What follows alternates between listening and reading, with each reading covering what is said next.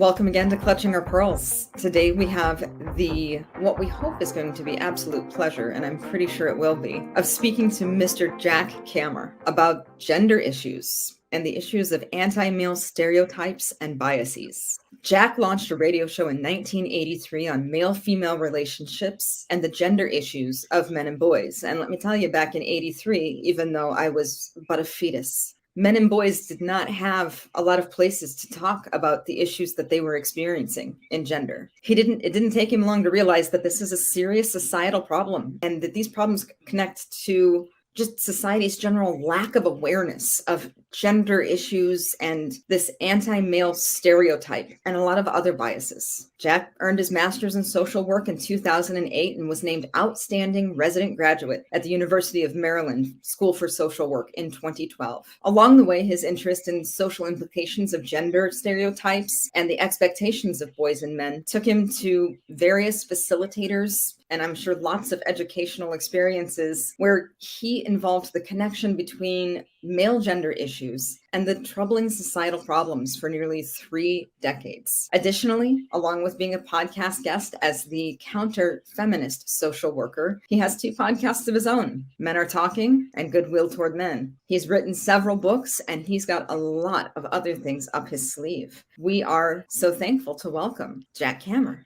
Hello. Thank you. Hi, Marie and Susie. Thank you so much. That's a real nice introduction. Well, we try to be nice in the beginning, just to see what happens.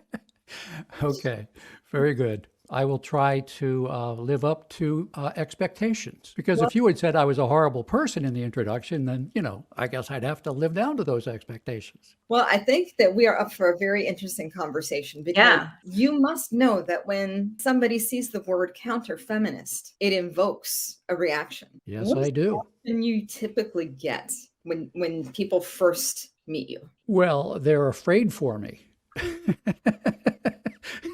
There. Especially men, they're afraid for me, but they don't need to fear because I'm retired. Nobody can get me fired. I'm not going to be turned down for any promotion that I'm seeking because I'm not looking to get promoted. I'm not vulnerable to having my research funding cut off because I don't have any. So basically, you got nothing to lose and you're ready for this shit. I have... I have a little bit to lose. I mean, the truth of the matter is my wife has told me, not much lately, not lately since I've been doing podcasts, and she's listened to a few to get a better idea of, what I'm trying to do. She has expressed that it is somewhat embarrassing for her to have friends who know that she has an anti-feminist husband. Now, I am not an anti-feminist. I am a counter-feminist, and maybe I should... Can you tell me what each of those means to you so that I can understand? Yes. An anti-feminist says no. Listens to women talk about feminist issues and says no. It's a bunch of baloney. You don't hear many anti-feminists these days, but back in the day, all women are on a pedestal. Women, women are privileged. Women don't have any real issues to concern us with. That's an anti-feminist. Somebody who says no. A counter-feminist says yes and. Women have issues, and yes, and men have issues too. I like to say that the most sexist idea in the world is the idea that only one sex is ever sexist, and only one sex is ever harmed by sexism. I 100% agree with that. Yeah. So now, you are open-minded. You're podcasters, and podcasters are wonderfully open-minded. I mean, that's why we do podcasts, because we want to hear points of view that we haven't heard before. But, the average Joe or the average Josephine will, sometimes take umbrage at the suggestion, are you saying women are sexist? Well, yeah. We've been saying for 60 years that men are sexist. We're human. Of course we fall prey to that. And, Marie, what were you going to say? So I love your description of that because it almost feels like you were a anti-feminist that went to an improv class and thought, yes, And Yes, and well, I have taken an improv class, yes, and I do know about yes and. But no, I don't think I was ever an anti-feminist. I mean, I was disappointed with what feminism, in my view, where it has taken wrong turns and gone off the tracks. But I was pretty happy to hear about equality between the sexes. I mean, I can go way back in my life to thinking about how I didn't really think that the male lot was a great privilege. And if somebody was interested in loosening that up for me, I was all for it. And if that was done in concordance with loosening up things for women, that's fine with me too. I mean, I could tell you, do you want me to tell you the first thing I remember about gender? I would love to. Okay. All right. So you know how it is, not so much anymore because everybody's learned the problem. But back in the day, it was much more common for little girls. Decade? Well, I'm talking 60s. Okay, thank you. That's back in my day. All right. Back in that day, it was not a good thing to say to a little girl who was good at sports, "Gee, you're really good at sports," for a girl. And it was not a good thing back in the day to say to a little girl who was good at math, "Gee, you're really good at math," for a girl. What I used to hear back in that day was, "Gee, Jack, you're really good with babies," for a boy. And I thought, what is that about? What's the message there? Right. And I thought it was probably somewhat shaming or telling me I was a little unusual, maybe weird. Or assuming incompetence or disinterest. Yeah. Like, boys are supposed to be competent at these other things. What are you doing, developing these interests and abilities that you have? So that's where it goes for me. And that really sort of opens up a door to, everything that I'm about. I started the social work consultancy once I got out of social work school. It never got any business. My tagline was tools and training for the social work profession to help men give and get all the love they can. Because there are a lot of barriers for men, giving and getting love with equal bandwidth to the way women can give and get love. We have advantages, if you think of them as an advantage. We have an advantage in getting jobs and making money. If you're not really terribly interested in, being a CEO and making a lot of money, but you're much more interested in human relationships and nurturing and being fun with kids and helping them grow up happy and healthy, I didn't have an advantage there. That's what I wanted. Mr. Rogers or like Trump before he was as Trumpy as he got. Yeah. And so, you had two extremes. And if you were going to go to the Mr. Rogers extreme, you were subject to a lot of scrutiny, skepticism, suspicion, doubt. Emasculation. And epithets. Yeah. And so we, of course, have had a couple of conversations because if we're going to bring on somebody who is going to talk about feminism with us, we want to make sure you're not out of your damn mind. It's just a general check. And you brought up That's still an open question, by the way. We'll see how the show goes. I didn't write that in my report.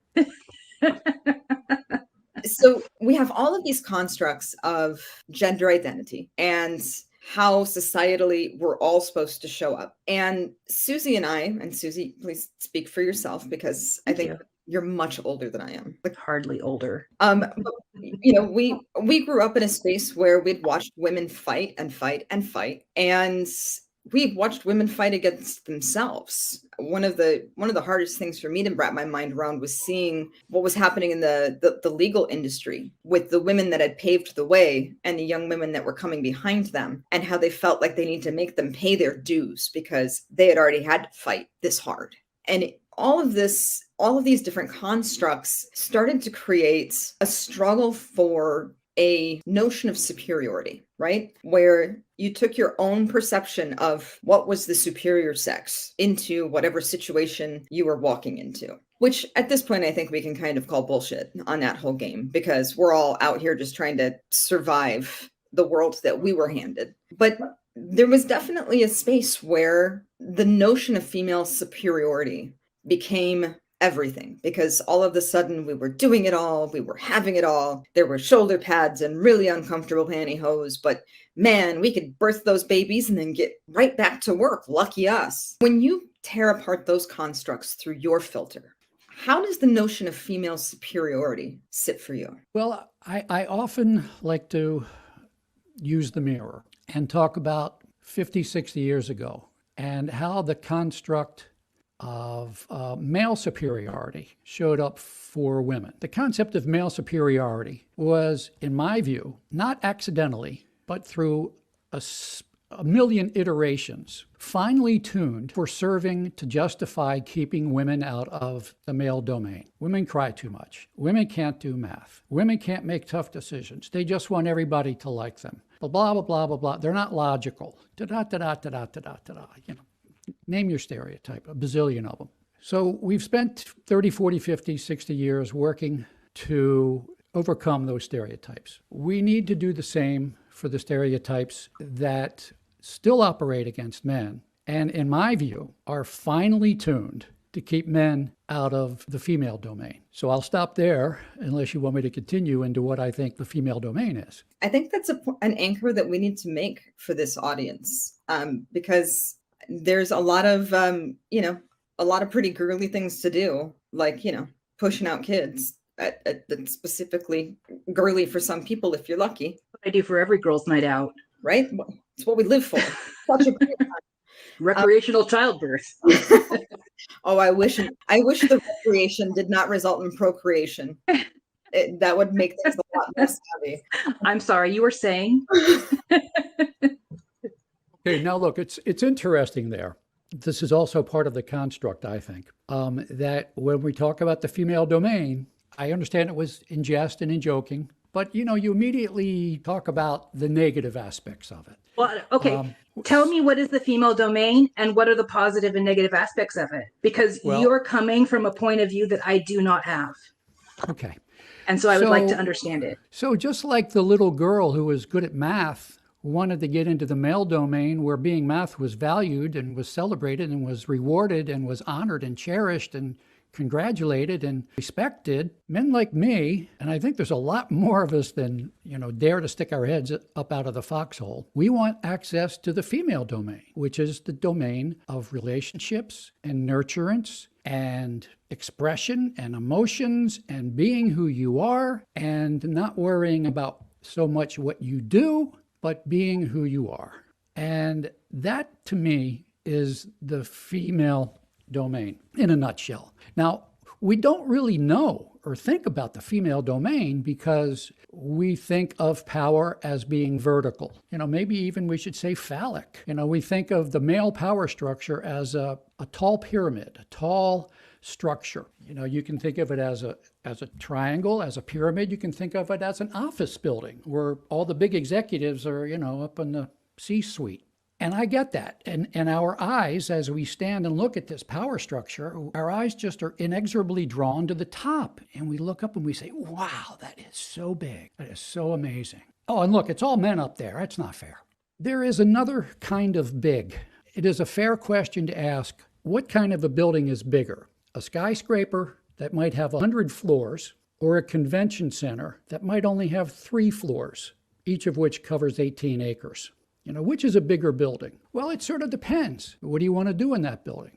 If you want to run a corporation, run a business, make money, then okay, that office building's probably pretty well set up for that. If you want to work with people, collaborate with people, talk with people, listen to people, get new ideas, move things forward, have friendships, form coalitions, then, the convention center is probably better for that, so that you don't have to jump on and off the elevator in the office building when you want to talk to somebody. Everybody's right there. It's relationship oriented. And at the top of the male pyramid is the dollar sign, or sometimes I think of it as a lightning bolt, sort of external power that men are sort of pushed towards trying to get. To me, the female symbol of power is not a dollar sign, it's not a lightning bolt, and it's not at the top of anything because it's not vertical, it's lateral. So I see it as shaped, because the male power was phallic.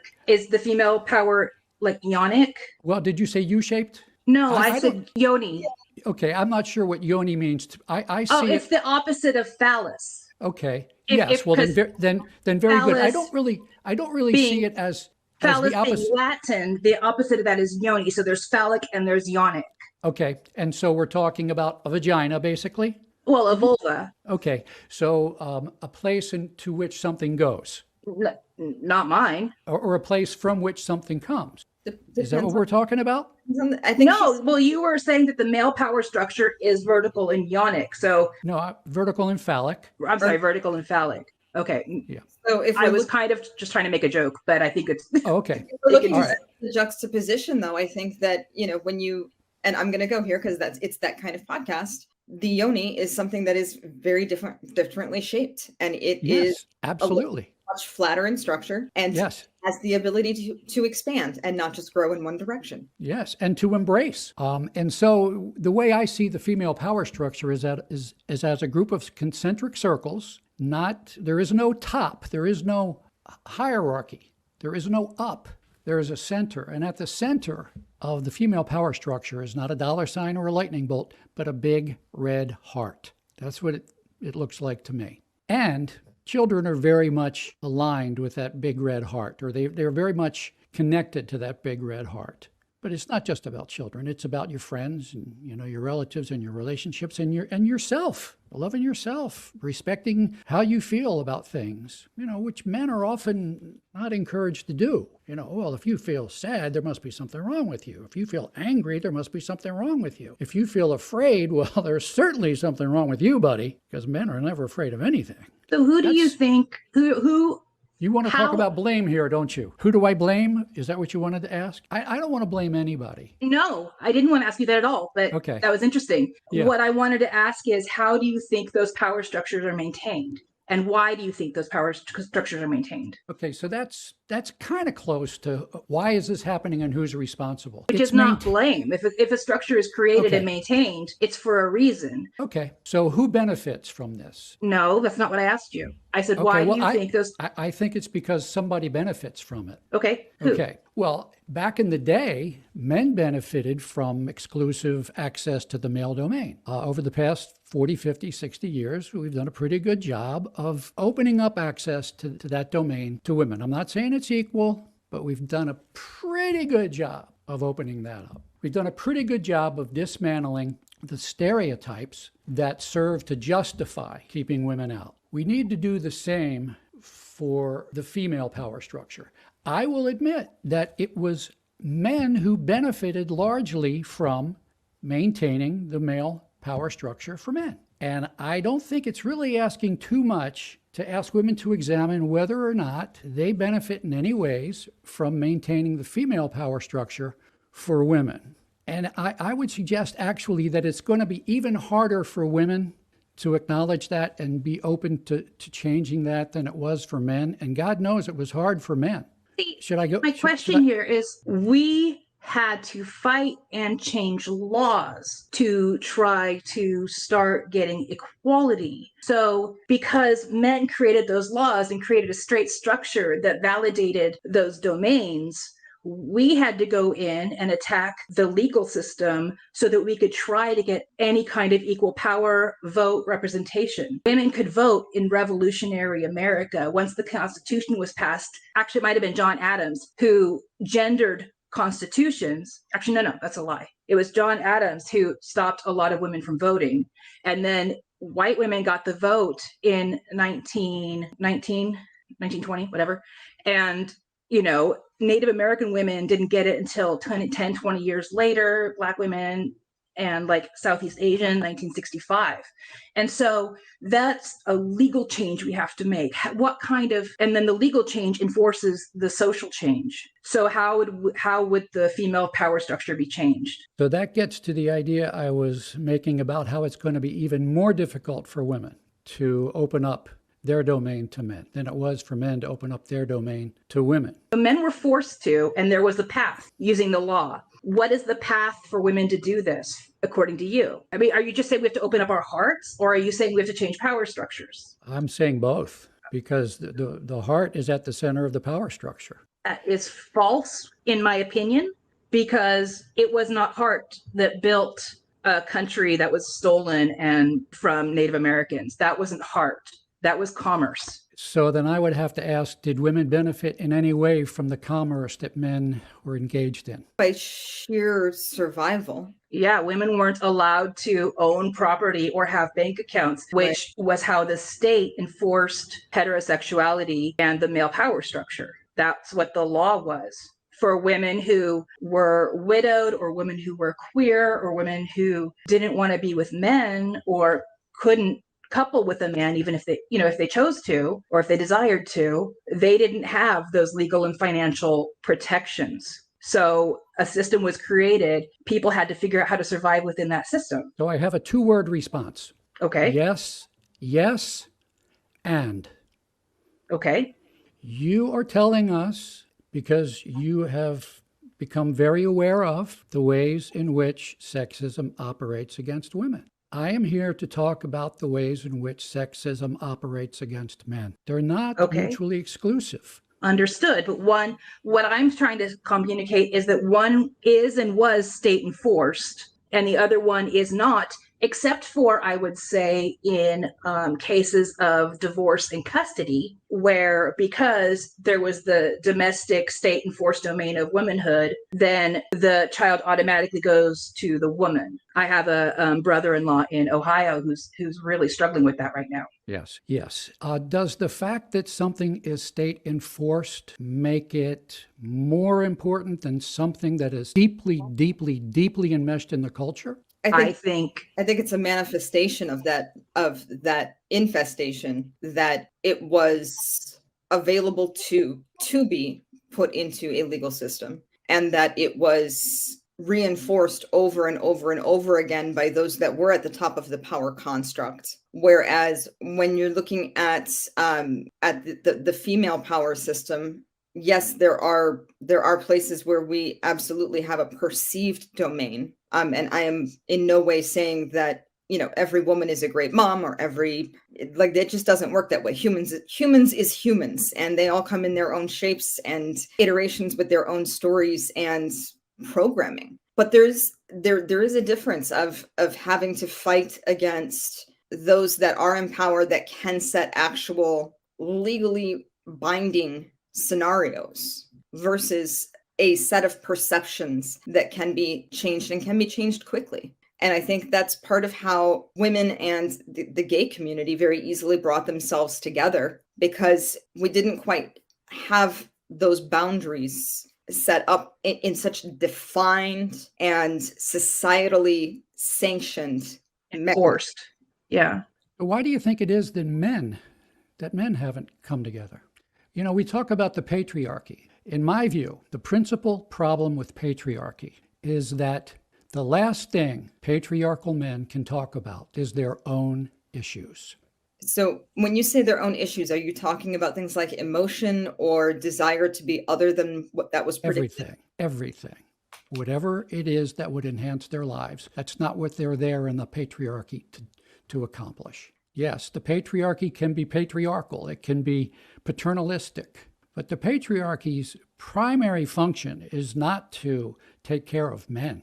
It's to use men to help take care of the community, which largely gets down in the crunch to women and children. So one of my favorite early 1900s politicians, she was a suffragette, and she used to say that they want us to birth more sons so that those sons can be used up on battlefields and factories.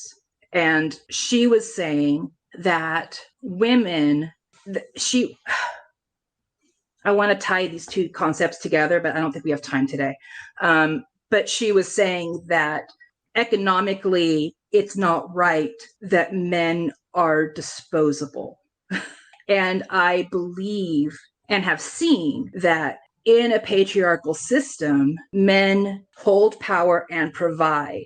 In a patriarchal system, women are supposed to maintain the domestic space and take care of the children so that the man has the ability to go out and provide more.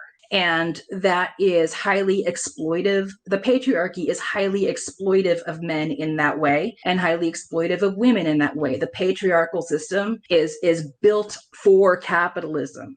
Well, there are patriarchal systems in countries that are not capitalist. I mean, Yes. I understand what you're saying, but it really gets down to, in my view, it's not a matter of capitalism versus other forms of economics. It gets down to the need that we all have had since we were a band of hominids walking across the grasslands of Africa. We need stuff, including intangible stuff like security, safety. And it was largely, but not exclusively, because women were also making stuff, but it was men's value was largely measured by how well they were, quote unquote, being the provider, which is pretty limiting. Absolutely. Absolutely. And I think that we're all on the same page that anyone who is being forced to function within a set of parameters that means that they have to turn off a part of who they are intrinsically in order to exist within that society or within that society is bullshit. And we need to start calling bullshit on it. Okay, I want to, I don't want to say bullshit, but I do want to call something out here. Sure. Because I was attempting to describe my view of the female power structure. And we've spent the past 10 minutes talking about the male power structure because we are very reluctant to talk about the female power structure. I tried to get you to explain it. So I will so please explain it. Thank you for saying that. Please explain. Okay. So if you think about the male power structure, it's hierarchical. You can think of it as a triangle, as a pyramid.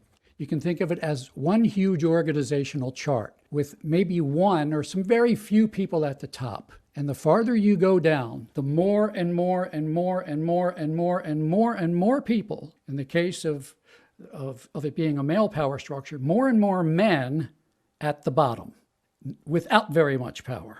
And of course, most men are sort of not at the bottom, not at the top, but you know, they have a lot of layers above them and maybe some layers below them. They always have a boss. There's always somebody above them in the power structure, in the organizational chart. What I want to suggest is that the female power structure is not hierarchical. It is lateral. And the way I see it is concentric circles of many one-layer hierarchies, so that every woman, not every woman, but many women, for the most part, it's largely available, or at least the woman who wants to be in this position has at least a good chance of achieving it. She's certainly not discouraged from pursuing it. A one-level hierarchy with the mother at the top and the children below. And if you ask me, where do I see the father in the female domain? I see him as a dotted line to the mother, almost as if he's a vendor. And the reason I think it's going to be really difficult for women to acknowledge that this is going on is because they get to be the queens of their little domain. It's not a hugely powerful domain in the way that a CEO of a Fortune 500 company has power, or the president of the United States has power. But very few men have that much power. Most men have very little power. And so a lot of women are very happy that they get to have a modicum of power. Power to feel good about themselves, to feel happy, to have relationships with their kids. They get to express how nurturing they are. And that is, it's not a bazillion dollars that you have a 1 in a bazillion chance of getting. It's $100 that you got a 99.9% chance of getting. And we sort of push men to say, forget about this thing, go chase the star.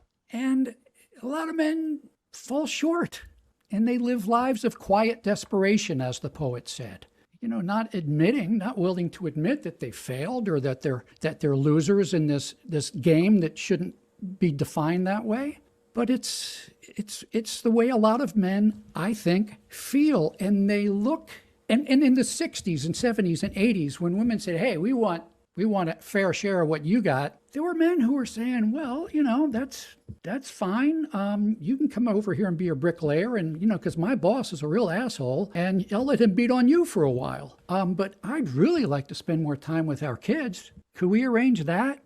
And, you know, as I talked about how the stereotypes are finely tuned, we're finely tuned to keep women out of the male power structure.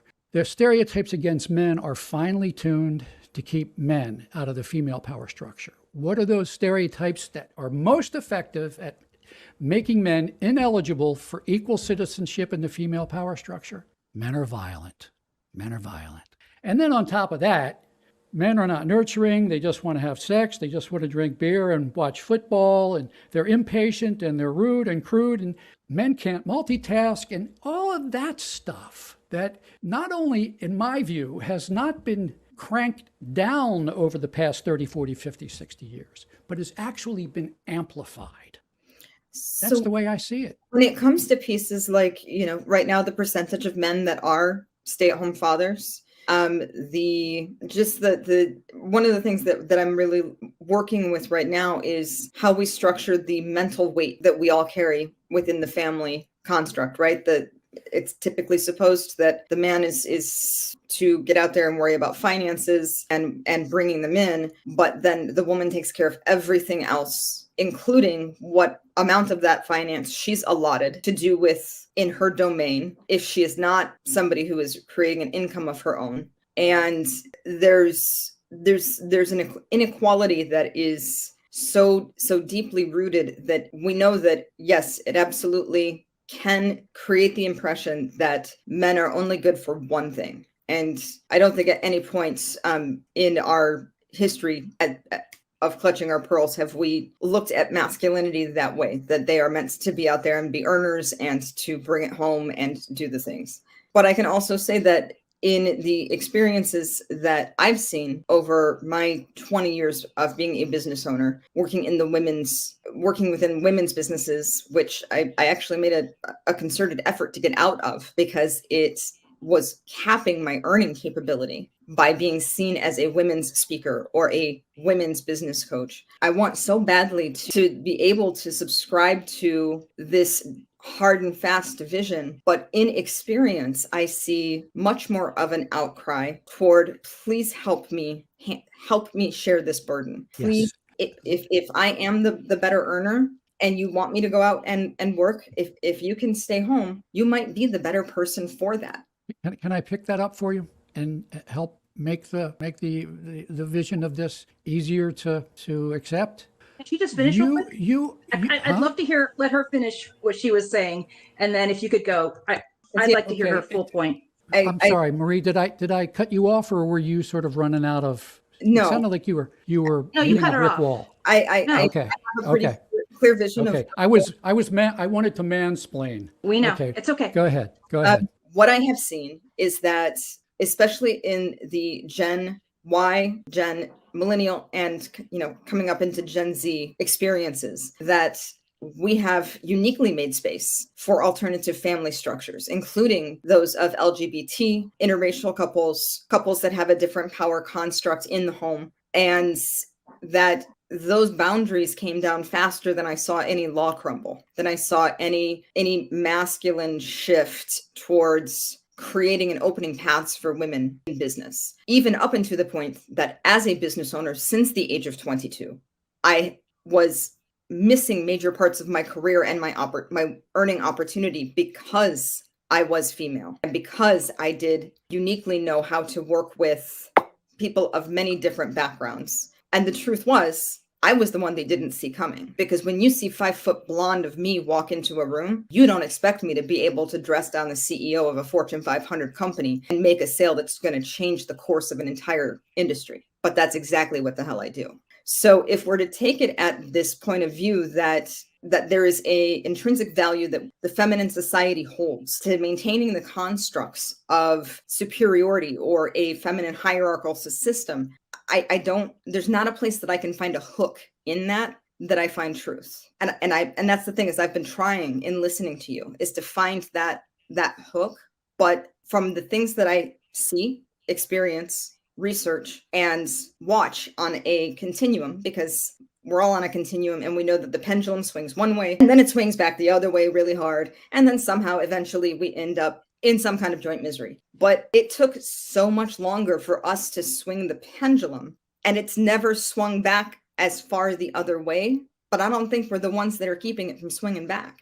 And now I've made my point. So you have been a business owner since you were 22. You are a person who is very interested in taking advantage of the male domain or getting your equal share of what was previously the male domain. I'm interested in participating in the business domain, male or female. Domain gendered for you. Because I It don't think was Marie it sees was that domain in a gendered way. Do you? previously the male domain. You want equal access to that. I would suggest to you that your view of womanhood is colored by working with women who need help being in both places at once. And I would suggest to you that there are a lot of women who do not have fabulous and interesting entrepreneurial skills or entrepreneurial ideas, and they are not businesswomen, and they don't want to be businesswomen. They are quite happy being in the female domain, being the queen of their little queendom.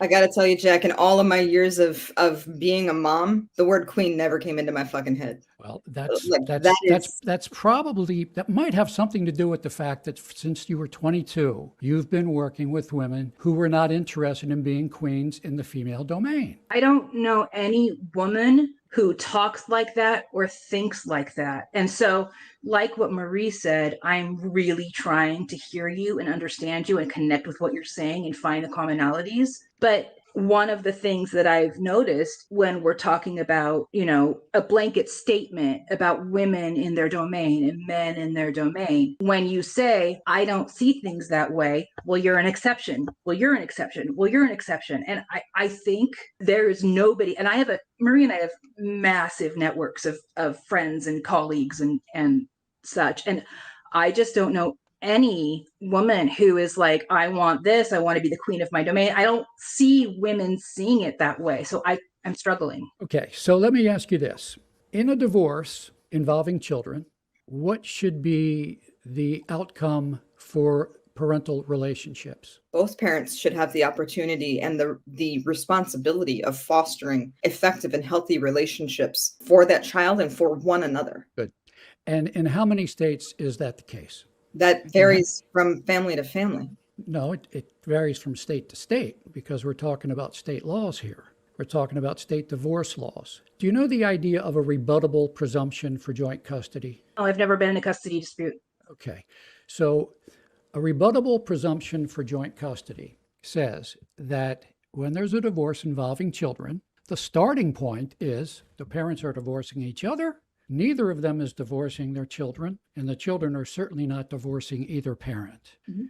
And so, unless we got information about something else going on, we're going to have equal parenting following divorce. Now, you would think that women who are looking for help from men in the nurturing sphere would be out there real strong to establish a rebuttable presumption for joint custody in every state in the union. What we hear in state legislatures where this is being considered, proposed by people like me who are doing what women had to do 30, 40, 50, 60 years ago. We have to fight, but we have to fight in a nice way. What we hear is, oh, no, that's forced joint custody. And we really should take every case step by step, individually. Can't have any blanket rules. So what we hear is that this forced joint custody endangers women and children.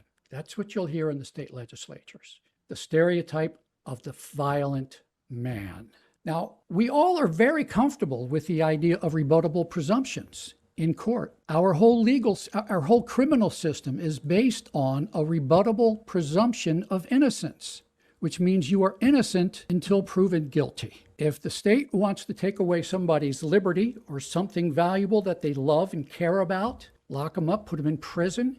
If the state wants to do that, it's got some work to do. Prove that this is just and fair and right and good for our society. A rebuttable presumption of joint custody is the same way. If you want to take my kids away from me and reduce me to a visitor, I need to know why. And our society needs to know why. Can I But pose I don't see the women's movement saying we absolutely should have equality here.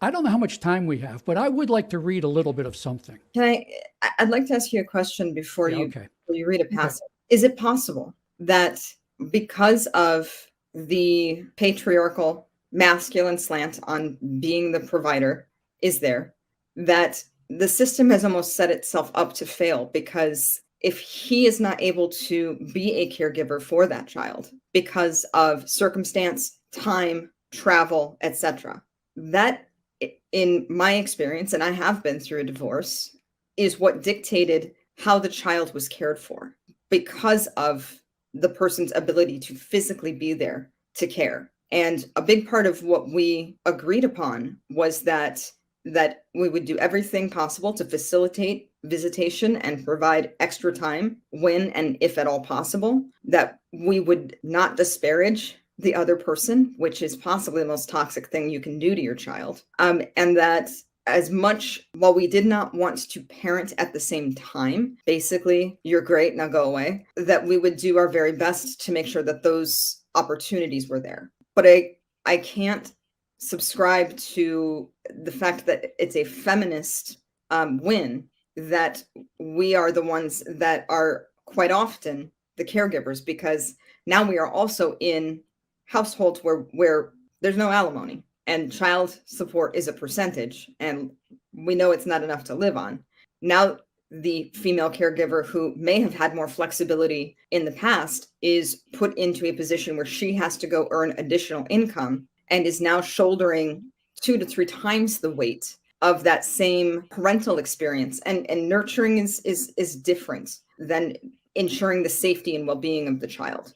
I would much rather be able to have the time to be in a space where I could nurture my child, as opposed to putting in the kinds of hours that I have to put in order to keep our heads above water. So now we've got the children, we've got less of a stability, and we're still making less income on the dollar. What are we at, right? 72 cents now, 79 cents. So we're working just as hard, making less money, also shouldering the brunt of the child rearing experience. And now you're homeschooling again, right? I don't even want to talk about it right now. That also, and the way that the laws are constructed is that the father has the opportunity to see that child, but not the obligation. So the child must be available, but they're not obligated to do any part of that nurturing or rearing, which again is a personal choice.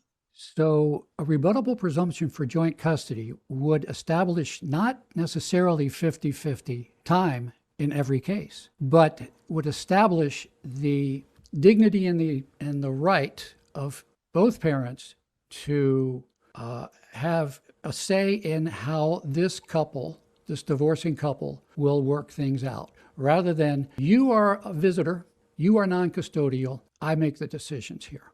There's also a little bit of what I'm hearing in you is a little bit of a belief that, men really are not really equal to the task as women are of nurturing. Men will nurture differently. I didn't say that at all. Well, I perceived it. You're wrong. It sounded like it. You're incorrect, because I'll let her speak first. That's all right. We want that nurturing to happen from both parents, because there's value in them learning how to be loved in different ways. Yes. Trust me, being the whole show does not make you the queen of anything. It makes you one stressed out, tired broad is what it makes you. But you do get to make things happen the way you want them to. If you don't have somebody you have to be a partner with, you do get to call the shots.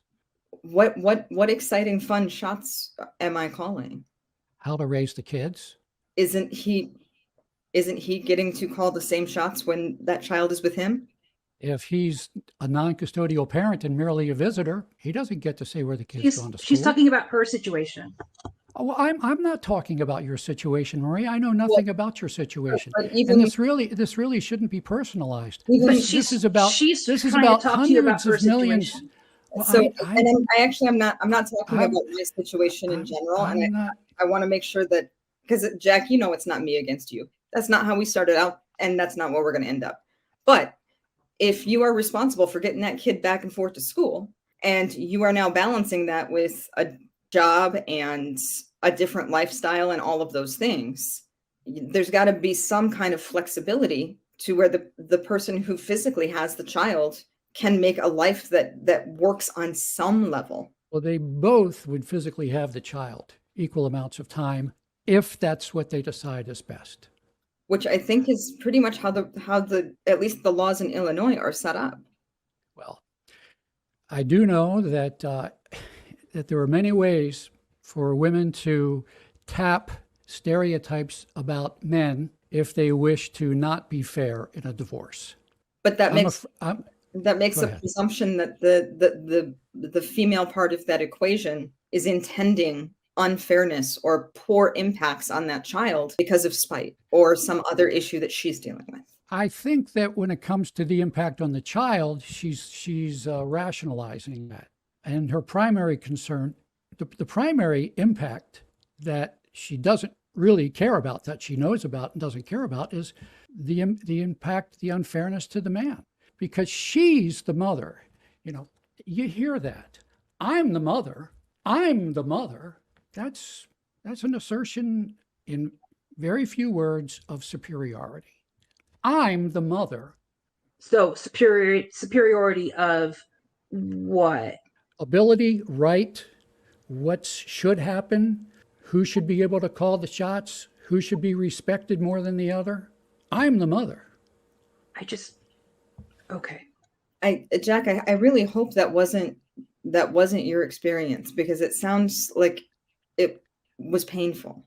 No, That happened to you? This is not about my experience. I don't have any kids. I've never been divorced, but I see it happening. I used to be a parole and probation agent in central Baltimore. And if you want to talk about a community in which not every person has a job, not every person has a career, not every person has an entrepreneurial spirit or entrepreneurial opportunity. I'm talking about situations where a lot of men and women just have jobs. They just have jobs with somebody bossing them around. And in those communities, in communities that are not populated by women who have been business women since they were 22, there is a lot of, the reality for a lot of folks is, I got a job and I hate it. And I got a lousy boss and I can't wait to get home. And what I'm suggesting to you is that a lot of men don't have anybody to go home to. I would like to sort of end this on a positive note, which is it's could be 4 paragraphs. I'd be satisfied just with reading you 2. Can I ask you a question first?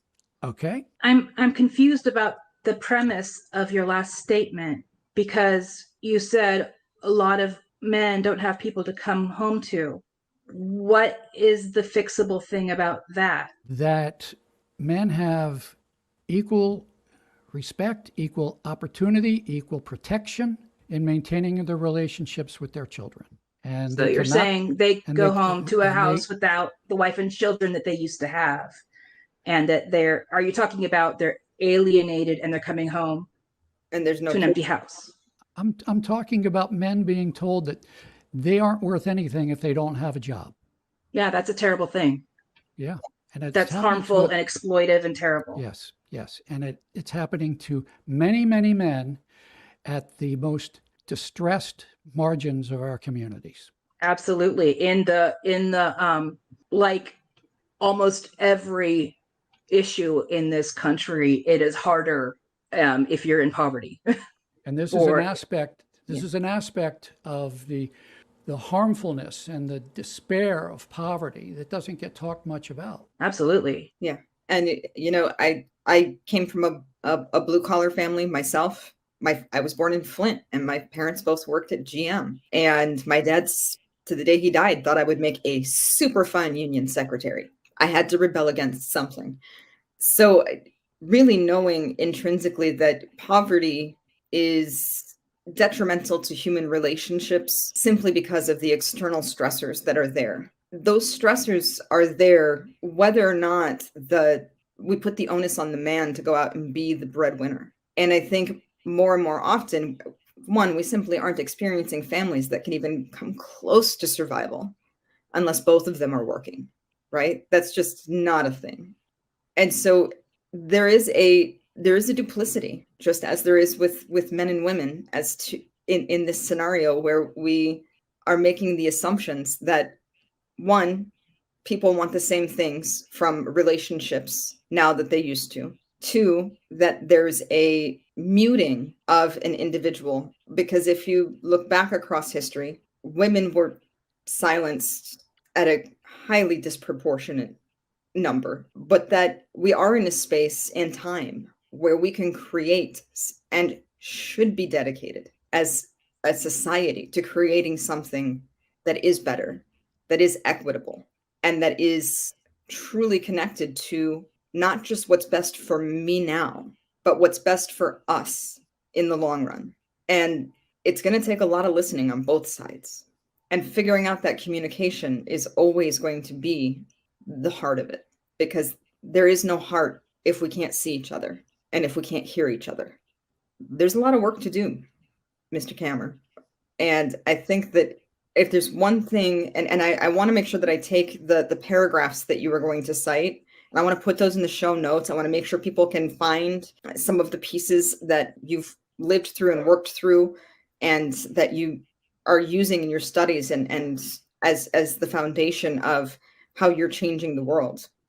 But to me, the common note here is that in creating any kind of opposition in our relationships with one another that is held as a power construct, we are doing ourselves, our children, and our futures a massive disservice. Does that resonate? Well, so are you saying that feminism did us a massive disservice by talking about male power and its inequitable distribution? Do we set up a power construct?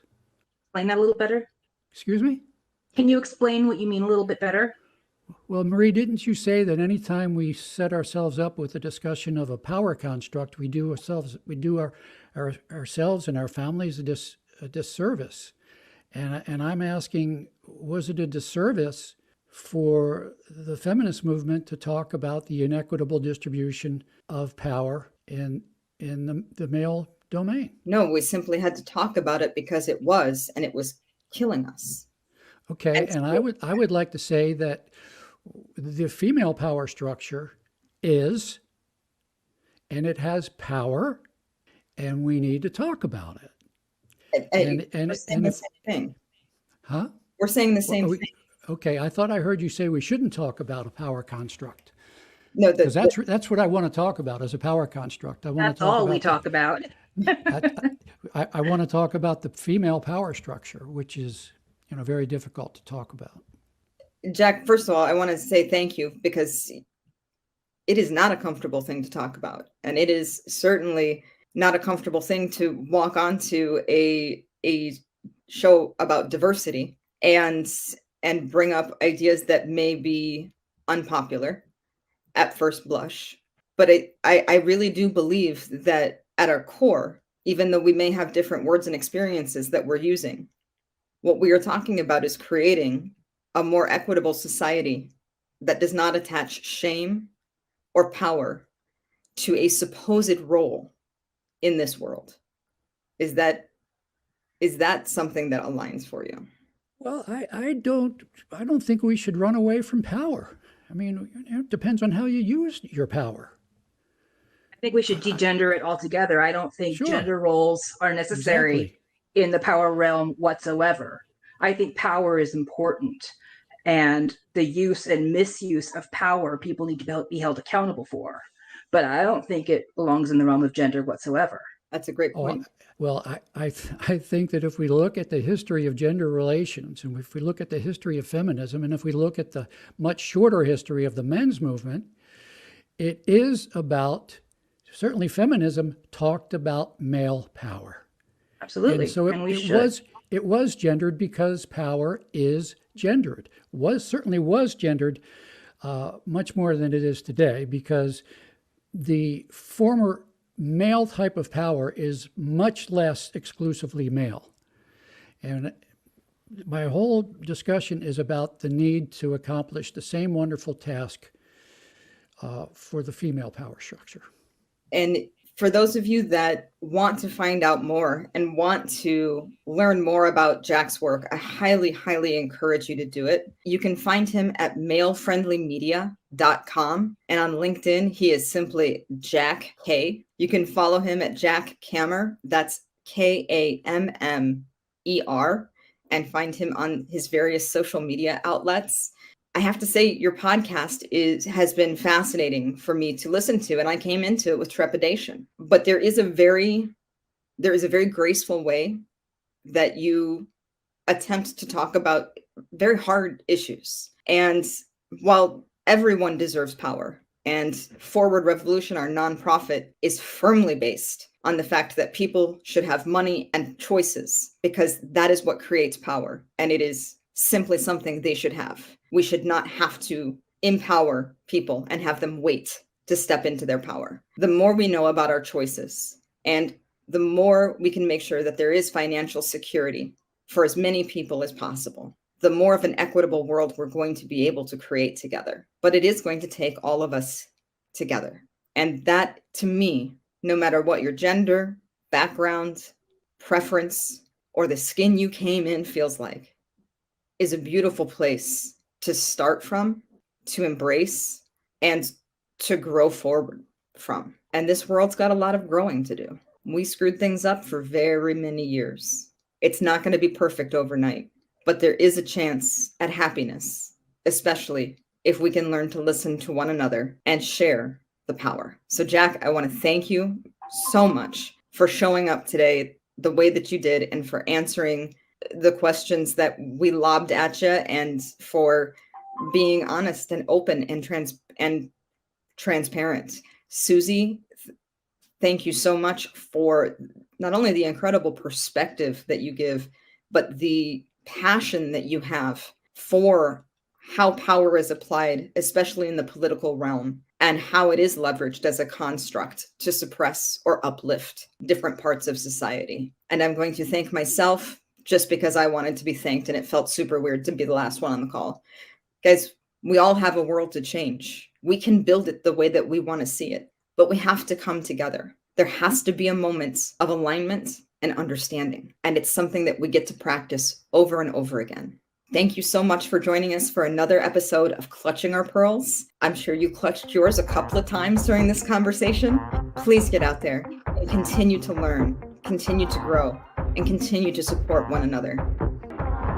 Clutching Our Pearls is a no-holds-barred conversation about women, work, and the world. We strive to approach economic, social, professional, and cultural topics from an open-hearted, good-faith, intersectional feminism point of view. What started as a single mom and business owner's reaction to the coronavirus pandemic continues as a mission to change how work works so that the people have choices. Learn more at fwdrevolution.com. If you enjoyed this podcast, please leave us a phenomenal review on the platform you use. Talk to you next time.